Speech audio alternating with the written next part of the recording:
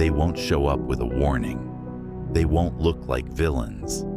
They'll look like the people you trust, the ones you laughed with, broke bread with, told your secrets to.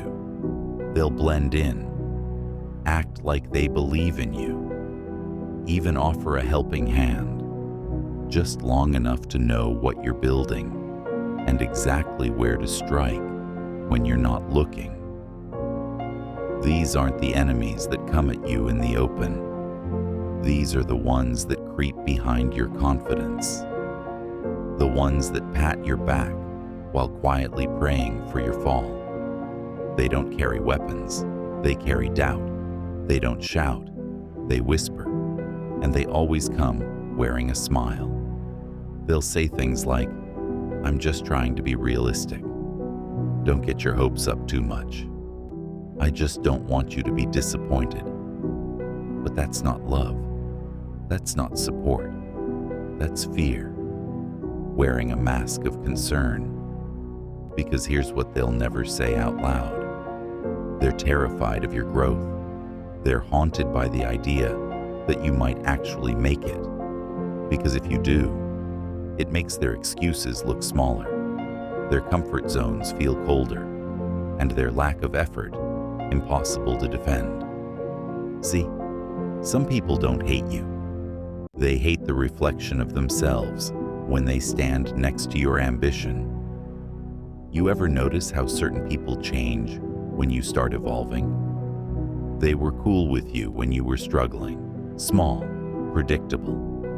But the moment you start dreaming out loud, the air gets tense, the room gets quiet.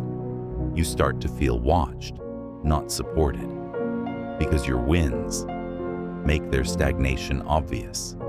Your momentum exposes their delay, and your courage threatens their comfort.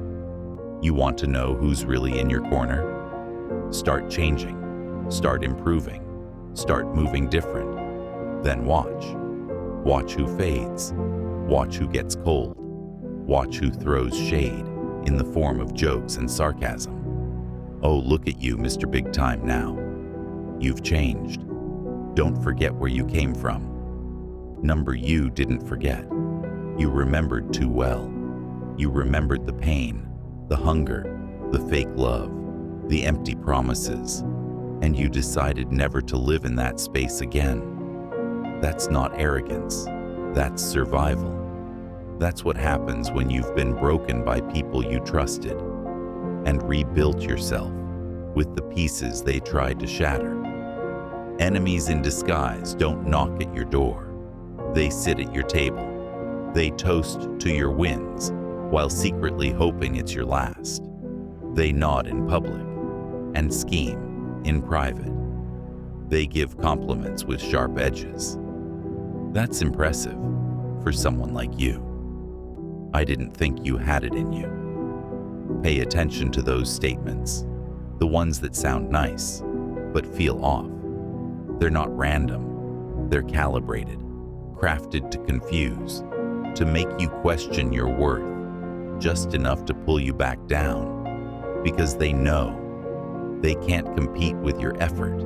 They can't match your grind. They don't have your fire, so they try to control your mind.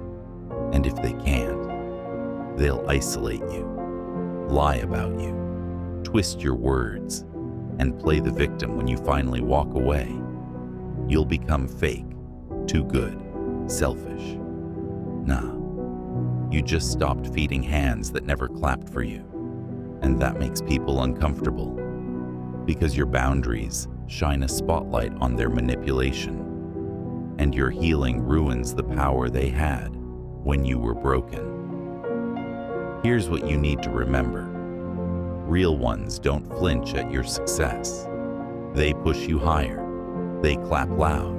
They check in when it's dark and celebrate when the lights come on. The rest, they were never with you. They were next to you. Big difference. So from now on, pay attention to silence just as much as applause. Watch energy, not just words. And don't be afraid to cut people off, even if they've been around a long time. Time doesn't equal loyalty. History doesn't guarantee future. Your peace isn't worth keeping traitors comfortable. Let them call you cold. Let them call you distant. Let them talk.